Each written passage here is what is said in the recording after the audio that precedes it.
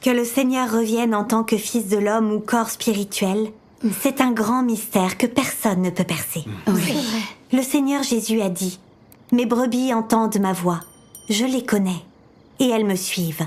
Amen. » Réfléchissez.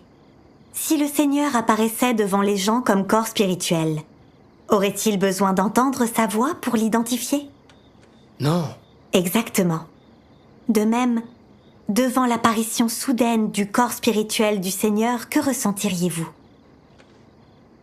Oseriez-vous vous approcher de Dieu? Pourriez-vous vous confier à lui? Oseriez-vous développer à son sujet des notions et lui résister? Non, Non, pas du tout. C'est vrai, c'est vrai. Alors comment le corps spirituel du Seigneur peut-il œuvrer pour sauver l'homme?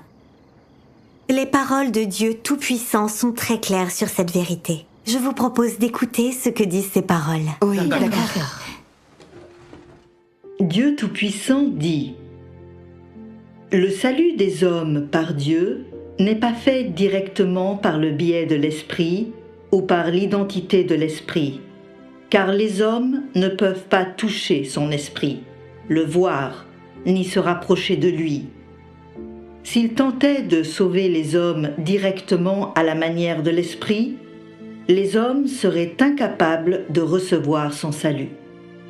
Si Dieu ne prenait pas la forme extérieure d'un homme créé, les hommes seraient incapables de recevoir ce salut, car ils ne peuvent pas du tout s'approcher de lui, tout comme personne ne pouvait s'approcher de la nuée de l'Éternel.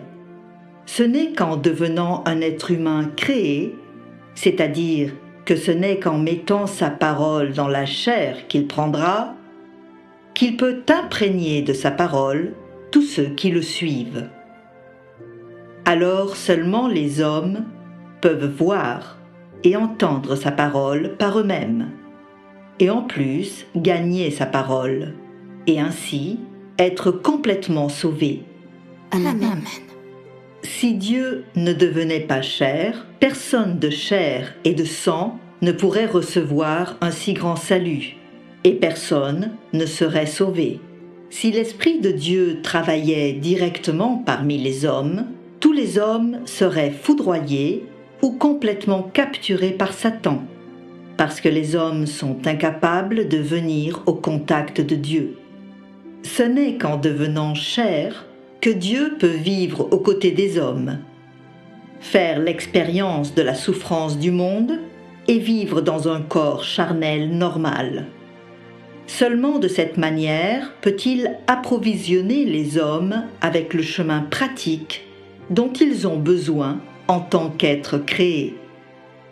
Les hommes reçoivent le salut complet de Dieu grâce à l'incarnation de Dieu, et non directement du ciel qui répond à leurs prières. L'homme étant de chair et de sang, il est incapable de voir l'Esprit de Dieu et encore moins capable de s'approcher de son esprit. Aussi, ne peut-il entrer en contact qu'avec la chair incarnée de Dieu.